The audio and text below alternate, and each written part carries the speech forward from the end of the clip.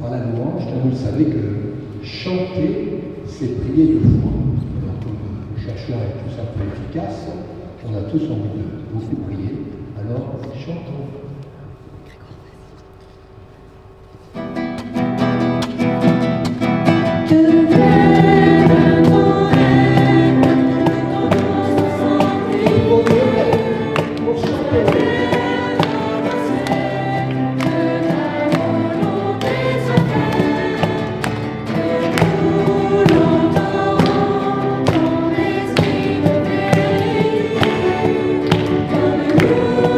Espérance.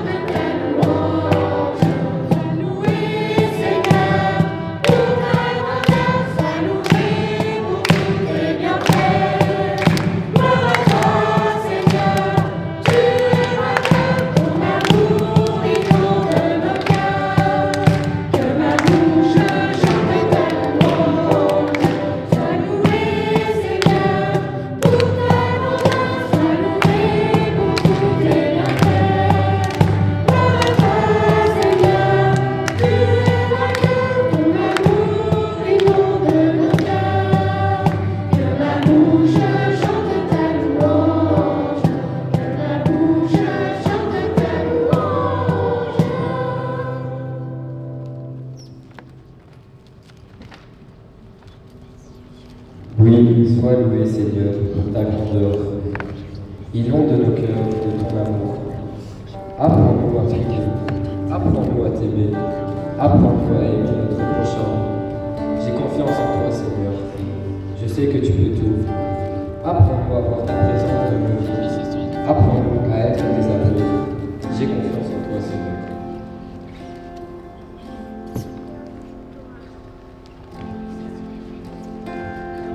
Oui, en confiance en toi, Seigneur, je vous invite à vous asseoir après avoir bien chanté et ouvert notre cœur ce soir. Car la louange ouvre notre cœur à la présence de Dieu dans nos vies. Car nous sommes faits pour louer et adorer éternellement. Qu'est-ce qui nous empêche d'adorer et de louer éternellement? Eh bien, c'est le rififi dans la communication avec Dieu. Qu'est-ce que c'est que le rififi? Eh bien, c'est les petits péchés. Mais il n'y a pas de petits péchés. Vous connaissez le petit oiseau? Si on l'attache avec un fil de nylon ou qu'on l'attache avec une grosse chaîne, il ne pourra pas voler. Et notre âme, c'est pareil. Il peut être retenu par un petit filet ou par de grosses chaînes. Mais cela, pour Dieu, ça part tout seul. Il suffit simplement de reconnaître le petit fil qui nous retient ou la grosse chaîne qui nous empêche de nous envoler vers notre vocation qui est la nôtre, de louer et d'adorer Dieu éternellement. Quand je voyais ces enfants là maintenant en train de louer, je me suis revu dans mes premières années de prêtre. Et j'ai été nommé dans un collège qui s'appelle le collège Saint-Pierre à Uccle. Alors je me souviens de cette période, la toute première année, la confession dans les 1500 jeunes se faisait en une journée. Il y avait le surveillant qui passait et l'on entendait les portes claquer. Ceux qui veulent se confesser, descendent la chapelle. Clac. Ceux qui veulent se confesser, descendent la chapelle. Ben, c'est dans chaque classe. Alors suivant le prof qui n'aimait pas trop les affaires religieuses, interrogation des enfants, interrogation. L'autre qui aimait beaucoup la foi catholique, c'est allez vous confesser, allez vous confesser. Ceux qui veulent, ceux qui respectent bien, bon, ceux qui veulent, vous pouvez y aller. On sait bien qu'il y en a plein qui y allaient, on disait, oh, on va aller faire ma petite récréation à la chapelle, ça sera formidable. En une journée, c'était réglé. Ah, j'ai dit, monsieur le directeur, non, c'est plus possible. On va prendre les élèves, tous ensemble, 100 par 100, dans la chapelle. Alors, je me souviens, les premiers temps, eh bien, je venais comme jeune prêtre, un an de sacerdoce, je venais avec ma guitare, je chantais, comme on a fait là, avec ces jeunes, ça c'est formidable, et je chantais, et puis je faisais venir un témoin, en général, un jeune, pas trop vieux, pour leur parler de la confession, et de dire qu'est-ce que faisait la confession dans leur vie. Et ce soir, j'ai envie de vous témoigner quand même des merveilles de la confession. D'abord, je voudrais vous donner un petit témoignage personnel que je donnais aux élèves. Vous savez, je me souviens parfaitement de ma première confession. À tel point que, quand je peux, je vais dans l'église à Troyes. On a parlé de Troyes tout à l'heure, en Champagne. Ça aussi, c'était une découverte. Quand je suis dans la classe à l'église, je m'appelais l'abbé de Montmoreau et que j'habitais Troyes. Toute la classe disait en Champagne. Alors moi j'étais très surpris. Je dis, vous connaissez la Champagne? Mais non, mon père, non, monsieur l'abbé. Non, c'est la chanson. 3 en Champagne, 2 testaments, l'Ancien et le Nouveau. Il y a un cheveu sur la tête. Alors j'étais un peu déçu quand même. Bon, alors, ces enfants, donc on les faisait venir 100 par 100. Alors je racontais donc cette histoire à Troyes, et je me souviens parfaitement du curé, le confessionnal où je me suis confessé, et le sentiment fantastique d'être tout léger. Je suis reparti, mais alors léger, je courais jusqu'à la maison, mais comme je vous disais, tout de suite après, j'avais déjà tapé sur mon frère, puis sur un autre.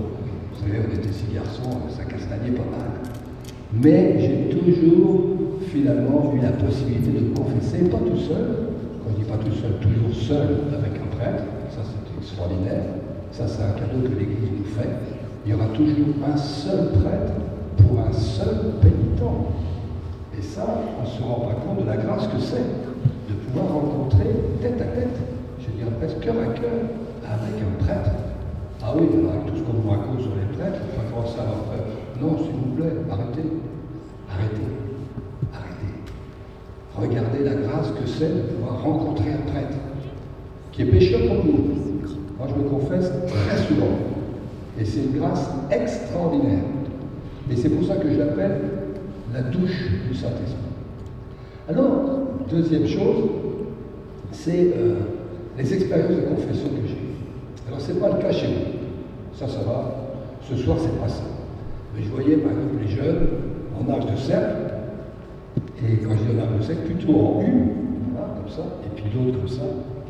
Et alors, après avoir dit, ça serait bien que vous alliez vous confesser, il y avait un petit jeune, là, sur le côté, les bras croisés, et qui fusillait du regard tout le monde. Oh, je l'ai repéré, celui-là. Et il empêchait tout le monde d'aller se confesser. Un seul empêchait les 100 d'aller se confesser. Alors, il m'est venu une petite histoire. Oh, j'ai dit, il y a un petit problème ici.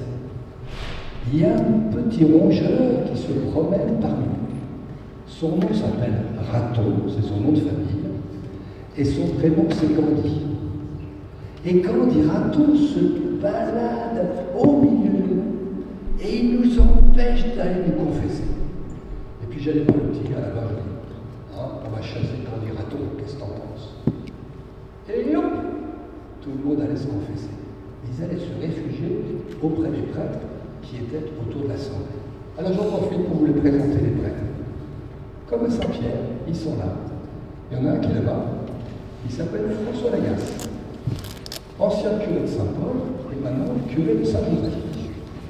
Vous avez ici encore, derrière, devant vous, à votre gauche, le père Guy Vandenecôte, curé de Saint-Lambert, un très bon curé voisin de Notre-Dame de Stockholm.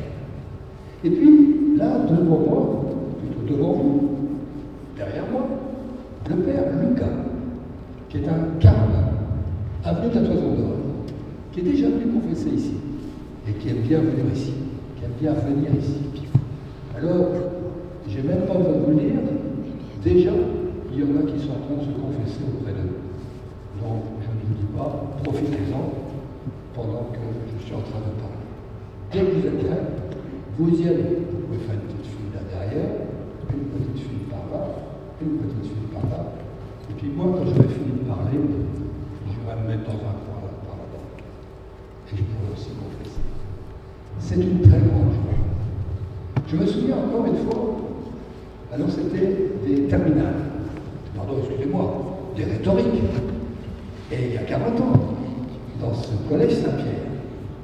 Et là, j'ai vu une jeune fille arriver, tremblante, mais elle tremblait. Rappelle-toi que quand elle s'est assise, je lui dis, est-ce que je te fais peur? Elle me dit, non, ne me faites pas peur. Mais qu'est-ce qui ne va pas? Et puis là, j'ai arrêté de me poser des questions, on va prier. Au nom du Père, et du Fils, et du Saint-Esprit. Amen. Que le Seigneur, que l'Esprit Saint vienne sur ton cœur et te donne la grâce de pouvoir ouvrir ton cœur à la grâce de Dieu. Et là, tout de suite, elle me dit, mon grand-père est mort, mais je me suis disputé avec lui. Et je ne sais pas s'il m'a pardonné. Et elle était vraiment complètement bloquée, parce qu'elle ne savait pas si son grand-père l'avait pardonné. Alors moi, je lui ai dit, tu sais, ma fille, c'est formidable que tu sois là. Parce qu'aujourd'hui, tu es pardonné. Même si ton grand-père ne te pardonnait pas, Dieu te pardonne ce qui s'est passé avec ton grand-père. Mais je crois même que ton grand-père, face à Dieu, il te pardonne. J'ai vu littéralement cette fille complètement. Et je me suis dit, et je me dis toujours cela, même notre assemblée de ce soir, ça serait rien pour une personne, je fais 100 fois cette assemblée Et vous savez, il n'y a rien, absolument rien, que Dieu ne puisse pas pardonner. Alors, je voudrais là donner quelques petites indications. Souvent, on parle de péché là où il n'y a que tentation. Je vais donner un exemple. Il y a parfois une personne qui peut faire naître en nous la colère. C'est immédiat. Je vois cette personne, tac, la colère me monte au nez. Ce n'est pas encore le péché. Ça, c'est neutre. C'est un sentiment qui est venu immédiatement à cause de cette personne. Mais après, quand est-ce que ça devient péché? C'est quand je l'entretiens, quand je la rumine, quand je la maintiens, quand je la fais grandir, et peut-être même quand je l'exprime. Je la fais sortir envers cette personne, envers mon mari ou ma femme ou mes enfants, ou même envers moi-même. Et là, ça devient un péché. Et qu'est-ce que c'est qu'un péché? Première chose immédiate. Un péché, c'est d'abord quelque chose qui nous fait mal à nous-mêmes. Bien souvent, on pense que ça fait du mal à Dieu. Non. Ça ne fait pas du mal à Dieu directement. Un péché nous fait du mal à nous-mêmes, parce que ça nous coupe de Dieu. Et pourquoi ça fait du mal à Dieu? Parce que Dieu nous voit que nous faisons du mal. Donc ça ne blesse pas directement le bon Dieu, ça blesse d'abord nous. Donc quand on se confesse, on vient se libérer de la culpabilité du péché et on est libéré finalement de ce poids qui est sur nos épaules. Des fois on ne s'en aperçoit pas, mais au moment où on le dit, eh bien on reçoit cette libération. Autre point, qu'est-ce que c'est qu'un péché? C'est un acte qui est volontaire. Il est important de le savoir. Il y a toujours une pointe de notre âme, de notre cœur, qui a voulu ce péché. On ne peut pas dire seulement « je ne l'ai pas fait exprès ». Non, il y a toujours une part de volonté. Car s'il n'y avait pas une part de volonté lorsqu'on pêche, alors on ne pourrait même plus savoir si on peut dire « je t'aime ». C'est très important. Quand on dit « je t'aime », eh bien, on y met sa volonté. On ne fait pas ça comme ça, sans mettre notre volonté. Donc c'est un acte volontaire avec une matière, comme on dit, une matière qui est plus ou moins grave. Qu'est-ce que c'est que la matière? Ben, c'est voler, c'est se mettre en colère, c'est mentir, c'est tricher. C'est plein de choses que vous trouvez dans les 10 commandements. Le premier des commandements, ne nous disons pas, j'ai commencé par là, adorer notre Dieu. Tu aimeras le Seigneur de tout ton cœur, c'est-à-dire de tout ton cœur, de toute ton âme, de toute ta force et de tout ton esprit. Et là, je donne un petit avis, surtout pour les plus anciens d'entre nous qui disent qu'ils ne pêchent plus, parce qu'ils ne voient plus personne. Mais est-ce que vraiment on aime Dieu de tout notre café, de tout notre cœur, de toute notre âme, de toute notre force, de tout notre esprit? On pourra toujours dire « Oh, pardon Seigneur, parce que je ne t'aime pas toujours de tout mon café. » Très important ça. Après, tu aimeras ton prochain comme toi-même. On peut essayer de repérer autour de nous des personnes qu'on a du mal à encadrer, à voir en peinture. Alors je tiens à dire une chose là-dessus. C'est pas difficile de pardonner. C'est impossible de pardonner. C'est une grâce de pardonner. Mais qu'est-ce qui peut nous aider à pardonner quelqu'un qu'on n'arrive pas à pardonner? Eh bien, c'est de repérer par rapport à l'ennemi, là où j'ai de la rancune, là où j'ai de la rancœur, là où j'ai envie de me venger, là où je suis jaloux, là où il y a des tas de choses dont je suis responsable à cause du fait que je ne peux pas pardonner cette personne. Mais il est important pour moi de demander pardon sur cette rancune, cette rancœur. Souvenez-vous ce que j'ai dit, le péché ne fait pas du mal à l'autre, il fait du mal à nous-mêmes. Donc avoir de la rancune, de la rancœur, un esprit de vengeance, vouloir faire justice soi-même, ça fait du mal à qui? À l'autre, à nous-mêmes. Et alors on peut demander régulièrement, dans ce sacrement, pardon pour ces petits faits intérieurs, mais qui nous empêchent d'aimer Dieu et d'aimer nos frères. Et ainsi, petit à petit, peut naître alors la grâce de pardonner. On le veut, mais on ne le peut pas. Mais avec la grâce de Dieu, cela peut venir. Alors des fois, on ne peut pas aller chaque fois qu'on a de la rancune, de la rancœur, du désir de justice, aller se confesser. Non. Allez vous confesser, je vous donne ce petit conseil, qui est un gros conseil quand même, que je mettrai sur les 3 doigts ici. Tous les jours, je prie. Tous les jours, je prie. Toutes les semaines, je vais à la messe. C'est la messe du dimanche. Et tous les mois, je me confesse. Avec ce trépied-là, eh bien, on peut grandir en sainteté avec un 4e pied. Ça, c'est très scout. C'est la BA, la bonne action de chaque jour. De veiller à faire cela. Et donc, cette régularité dans la confession tous les mois. Mais si j'attends tous les mois pour demander pardon pour telle rancune ou tel rancœur, non, n'attendez pas tous les mois. Dans la prière quotidienne, la prière de chaque jour, vous pouvez dire, mon Dieu, pardonne-moi. Vous repérez que vous avez encore eu la rancune vis-à-vis d'une personne. Mon Dieu, pardonne-moi. Et donc, déjà, on est déjà libéré.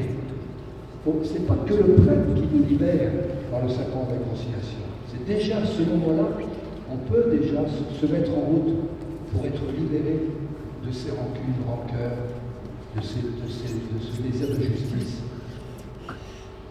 Parce que bien souvent, on veut faire des choses par nos propres forces. Et le fait d'aller se confesser auprès d'un prêtre, c'est prendre conscience, mois après mois, que cette transformation de mon cœur, c'est une grâce de Dieu, et pas seulement les efforts. Combien de fois nous comptons sur nos propres mérites, sur nos propres efforts pour progresser, alors que la grâce de l'Esprit Saint, eh bien, nous donne cette possibilité de reconnaître plus facilement nos péchés au quotidien et de recevoir le pardon régulièrement. Tous les mois ou tous les 2 mois, allez, on ne va pas exagérer, 12 fois par an, 6 fois par an, mais pas moins quand même, parce que c'est vraiment une grâce pour grandir dans l'amour. Après, je voudrais aussi vous donner une petite indication, parce qu'on n'est pas toujours au clair sur la charité, l'ordre de l'amour. Il y a une hiérarchie dans l'amour. Comme ça, on peut aussi reconnaître quel genre de péché on peut faire par rapport à ça. Vous allez reconnaître, je viens de le dire. 1, c'est l'amour de Dieu. C'est Dieu qui est premier. 2, c'est l'amour de ma femme ou de mon mari. Ça, c'est pour les couples, effectivement, mais après, quelles sont les personnes les plus importantes? 1, Dieu. 2, ma femme, mon mari. 3, mes enfants. 4, la famille élargie. Et 5, le monde. Alors c'est déjà arrivé, je pense à un chef d'entreprise qui a pris à la lettre ce qu'on lui a dit, bon, tout est bien, suis-moi. Ah ben il a foutu sa famille complètement par terre. Il a simplement pensé que Dieu l'appelait à aller dans le monde. Il a oublié de demander à sa femme, à ses enfants, qu'à la famille élargie, qu'il aurait peut-être un petit peu éclairé sur la décision à prendre. Donc il y a une hiérarchie dans l'amour. Comme on dit souvent aussi, la charité bien ordonnée commence par soi-même. Et donc il y a une juste estime de soi-même face à Dieu, mais n'oubliez pas, ces 5 doigts, l'amour de Dieu, l'amour de ma femme ou de mon mari, de mes enfants, de ma famille, et enfin, le monde qui m'appelle. Alors, je vais m'arrêter là, parce qu'on va continuer à prier ensemble pour pouvoir, à travers le chant, ouvrir notre cœur. Et je vous demande de demander à l'Esprit Saint de vous éclairer sur le péché. Car ce n'est pas une introspection. Ça, c'est extraordinaire. Ce n'est pas une introspection psychologique. C'est une ouverture à l'Esprit Saint et faire l'expérience que l'Esprit Saint nous montre nos péchés. Souvenez-vous de l'exemple de Saint Jean-Marie Vianney, qui a eu l'audace de demander à Jésus « Montre-moi tous mes péchés ». Il a fait une déprime carabinée. C'est Saint Jean-Marie Vianney, le saint curé d'Ars. Il a fait une déprime carabinée. Il a dit « Jésus, stop, arrête ». Et Jésus s'est arrêté. Et il a compris que Jésus nous faisait miséricorde, qu'il ne nous montrait pas tous nos péchés. Attention, ça ne veut pas dire que je choisis les péchés que je vais dire au prêtre. Non, je choisis de dire tous les péchés que l'Esprit Saint me montre. Et c'est une grâce de les découvrir. Car si j'ai découvert mes péchés, c'est que déjà Jésus m'a pardonné. Et il me donne la grâce de pouvoir les donner, ces péchés, et d'en être libéré et guéri. Je pense à des vieilles personnes. Vous m'avez peut-être entendu ces derniers temps, je fais un appel aux vieilles personnes, aux anciens et aux anciennes. Bon, c'est pas que je leur en veux, mais je trouve malheureux que beaucoup ne veulent plus aller se confesser. C'est pas de leur faute, parce qu'on ne leur a pas appris à aller se confesser. Ou plutôt, on a eu une mauvaise expérience de la confession. Et j'ai envie de leur dire, arrêtez. Ne passez pas à côté de cette grâce. C'est une grâce fantastique. Et je me souviens d'une personne qui a dit « Enfin, Père, vous me donnez l'occasion de quelque chose qui pèse dans mon cœur depuis des décennies. » Alors s'il vous plaît, ce soir, laissez vraiment l'Esprit Saint vous montrer ce que vous avez à donner à Jésus pour qu'il puisse vous en libérer. Amen.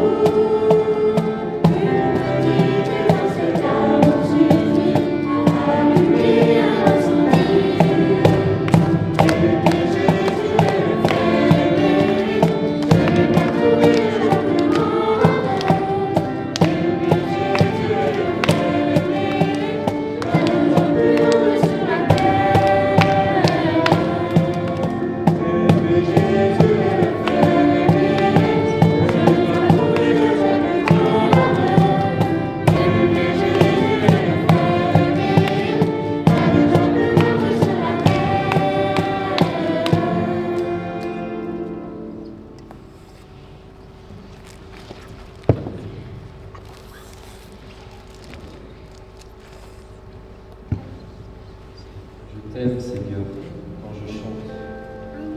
Je t'aime quand je travaille, quand je joue. Envoie ton Esprit Saint sur chacun d'entre nous. Envoie ton Esprit Saint pour nous donner une force. Esprit de Dieu, viens.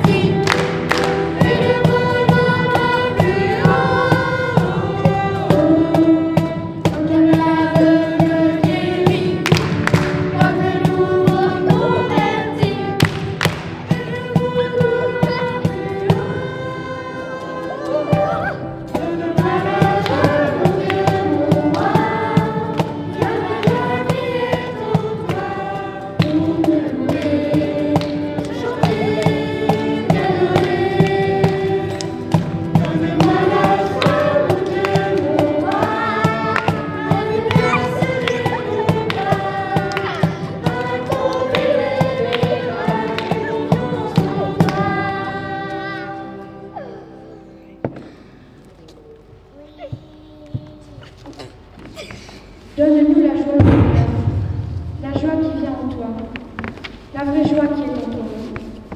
Malgré les problèmes de notre vie, de nos difficultés, de nos contrariétés. Seigneur, je sais que tu es là. Je sais que tu peux guérir nos blessures, guérir nos peines.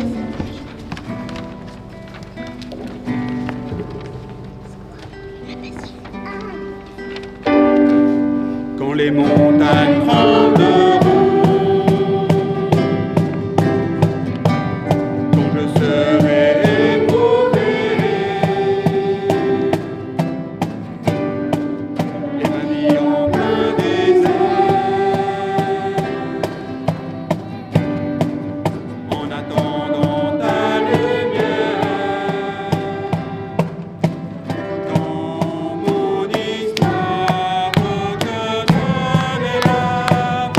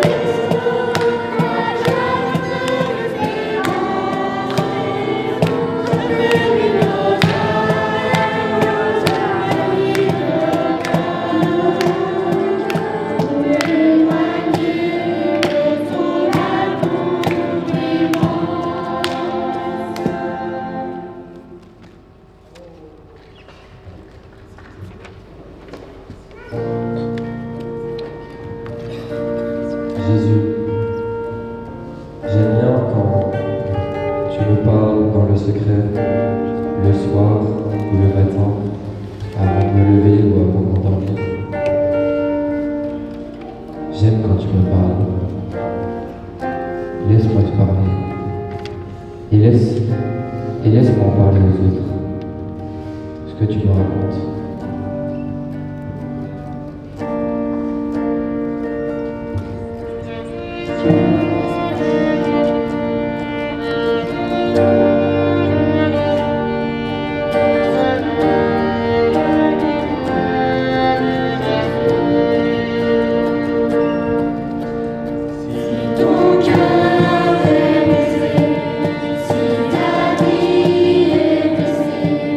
Laisse-moi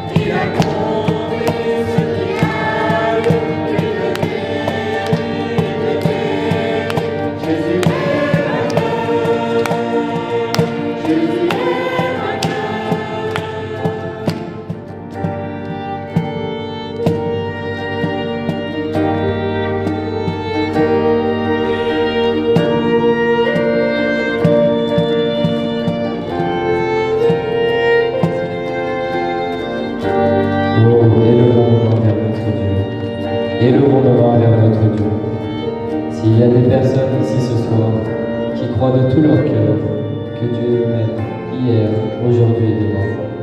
Avec toi qu'ils élèvent leurs mains maintenant.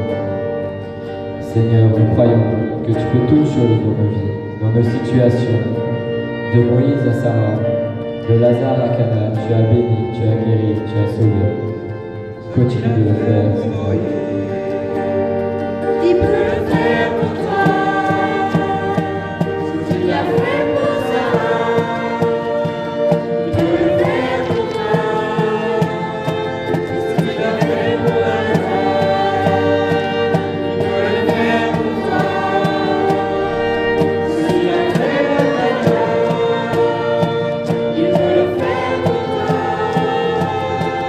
Si tu l'as fait pour Lazare,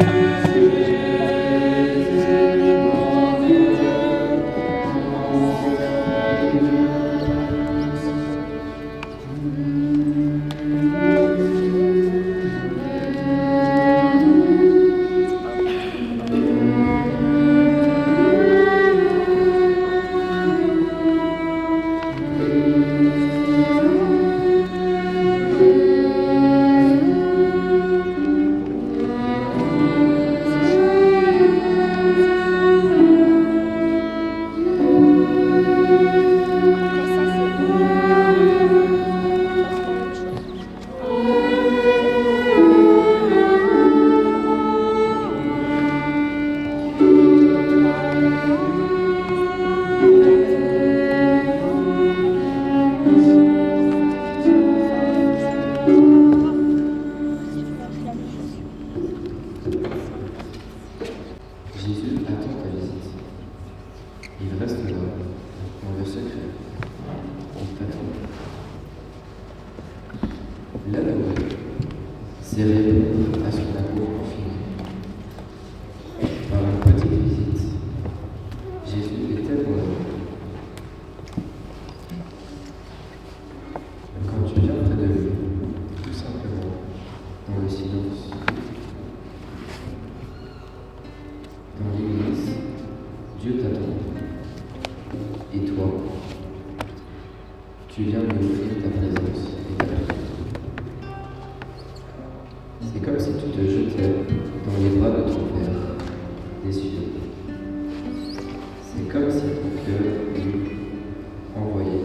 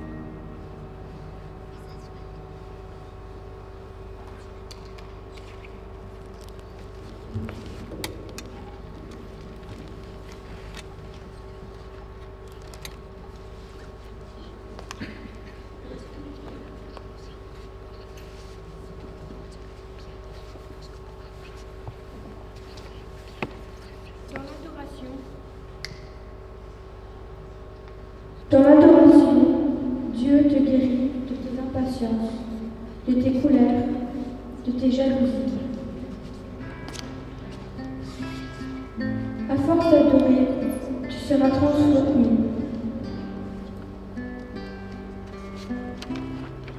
Tu te rendras compte de toutes les belles choses que le Seigneur fait dans ta vie. Et tu auras envie d'en parler à tout le monde.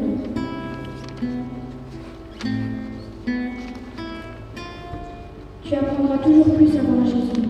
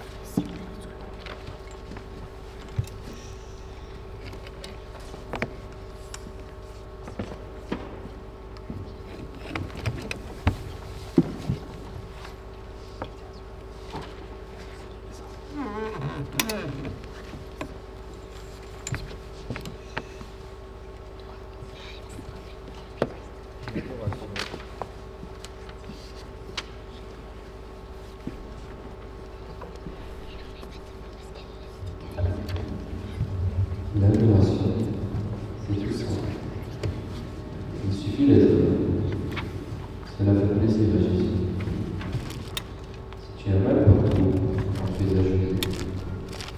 Assieds-toi calmement. Laisse ton corps retrouver une position confortable. Tu peux aussi t'asseoir en tailleur sur un tapis ou un coussin. Bien installé, détendu, tu peux accueillir l'appel de Dieu. N'oublie pas, Jésus est heureux que tu te sentes bien près de lui. Son ami, Saint Jean, au cours de leur dernier repas ensemble, posait sa tête sur l'épaule de Jésus. Et bien toi aussi, tu peux te reposer avec tendresse sur Jésus.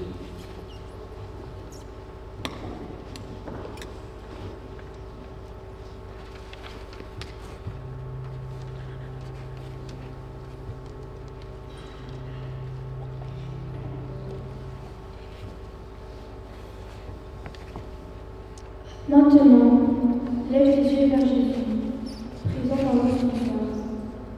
Regarde-le et laisse-toi regarder par lui. L'adoration est un face-à-face. Jésus te regarde.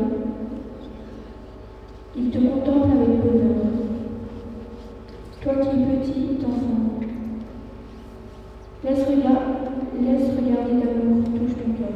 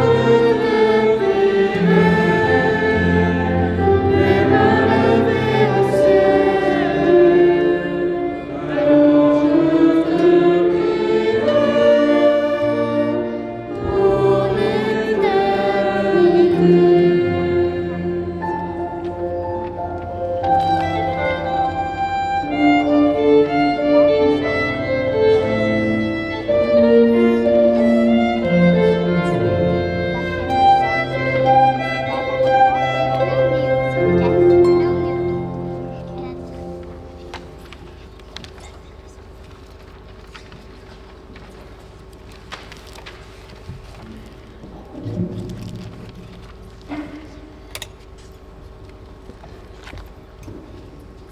parfois difficile de se concentrer durant tout le temps de l'adoration.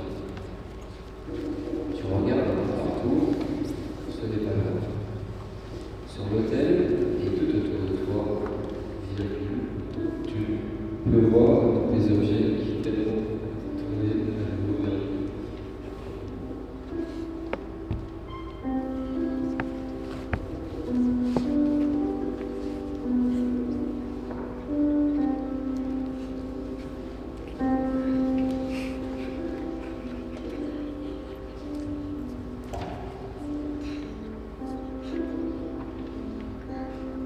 Tu peux admirer l'ostensoir qui sert à présenter Jésus hostie.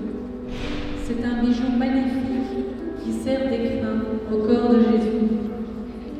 Des rayons éclatants entourent Jésus, ce trésor si précieux. Jésus hostie est comme un soleil qui illumine le monde et vient réchauffer ton cœur.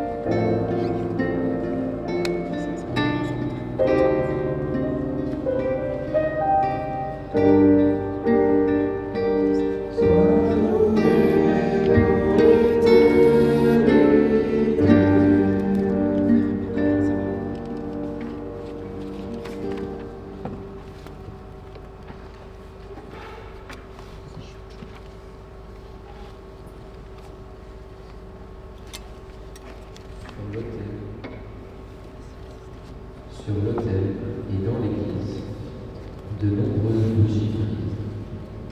Elles sont le signe de la présence de Dieu, lumière du monde.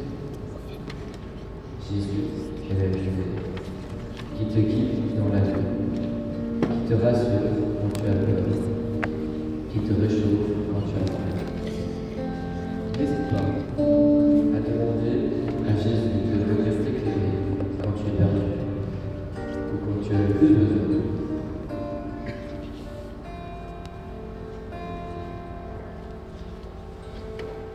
Et n'oublie pas, une multitude d'anges adorent Dieu avec toi. Ils sont là, près de toi, même si tu ne les vois pas. J'ai entendu la voix des multitudes d'anges qui entouraient le trône. Ils étaient des myriades parmi de milliers.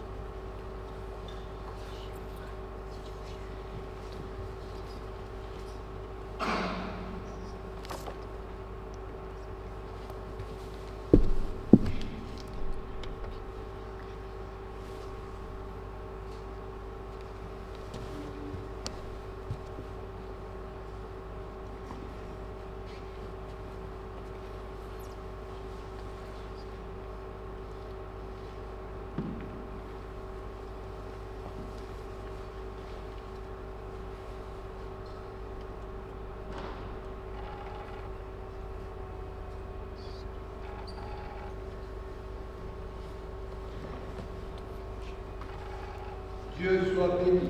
Dieu soit béni. Béni soit son saint nom. Béni soit son saint nom. Béni soit Jésus-Christ, vrai Dieu et vrai homme.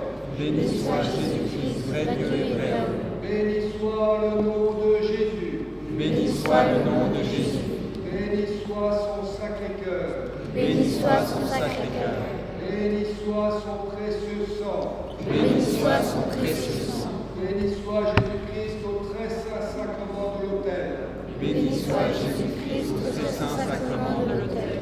Béni soit Jésus-Christ dans les plus pauvres des pauvres. Béni soit Jésus-Christ dans les plus pauvres des pauvres. Béni soit l'Esprit Saint consolateur. Béni soit l'Esprit Saint consolateur. Béni soit l'auguste Mère de Dieu, la très sainte Vierge Marie. Béni soit l'auguste Mère de Dieu, la très sainte Vierge Marie. Béni soit sa sainte et immaculée conception. Béni soit sa sainte et immaculée conception. Béni soit sa joyeuse visitation. Béni soit sa joyeuse visitation. Béni soit sa glorieuse assomption. Béni soit sa glorieuse assomption. Béni soit le nom de Marie, Vierge et Mère. Béni soit le nom de Marie, Vierge et Mère. Béni soit Saint Joseph, son époux très chaste. Béni soit Saint Joseph, son époux très chaste. Béni soit Dieu dans ses anges et dans ses saints. Béni soit Dieu dans ses anges et dans ses saints. Seigneur, donne-nous de saintes familles. Seigneur, donne-nous de saintes familles. Seigneur, donne-nous de saintes vocations religieuses. Seigneur, donne-nous de saintes vocations religieuses. Seigneur, donne-nous de saints prêtres.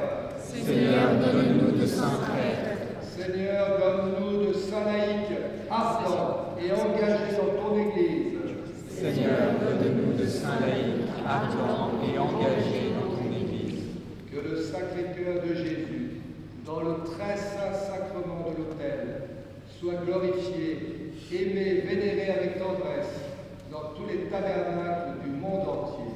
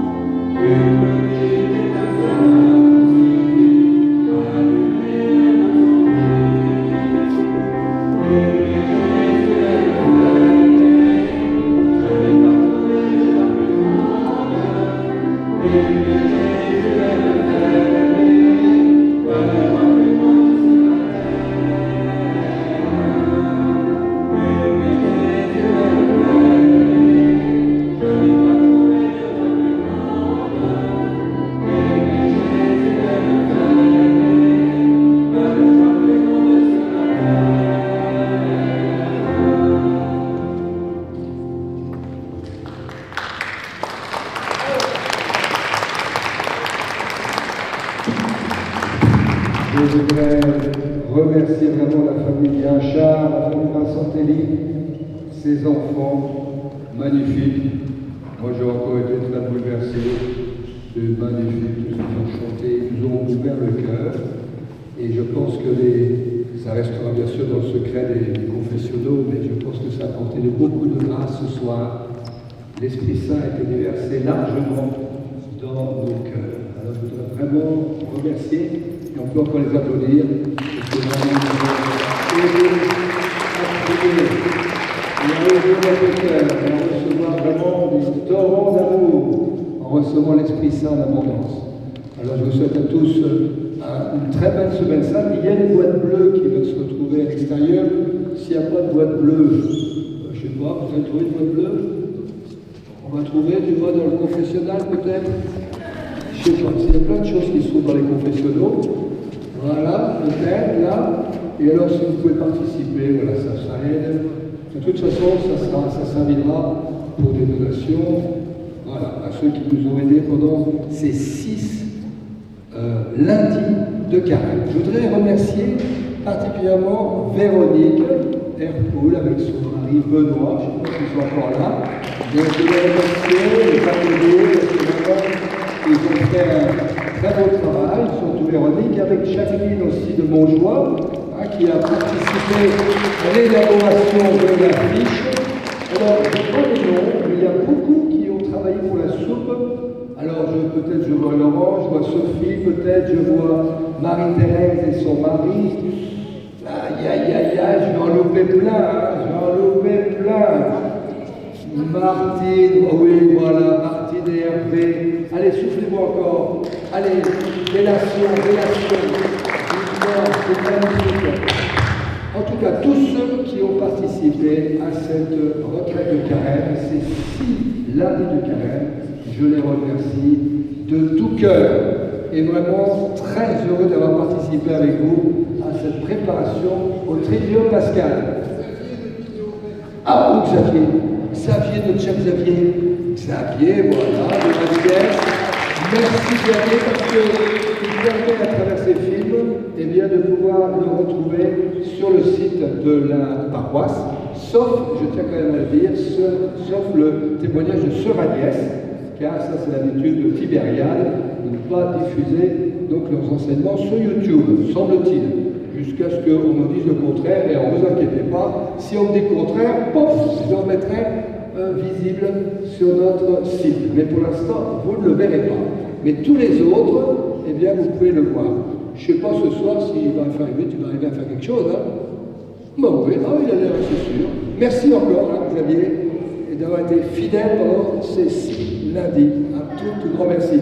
Encore d'autres que j'ai oubliés, dites-moi s'il vous plaît, que personne ne parte frustré.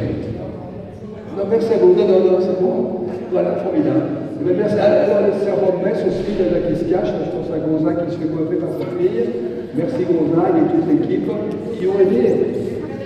Les prêtres, on va faire un gros applaudissement, mais pas trop fort parce que sinon on ne va pas entendre des confessions encore. Parce que nous sommes disponibles.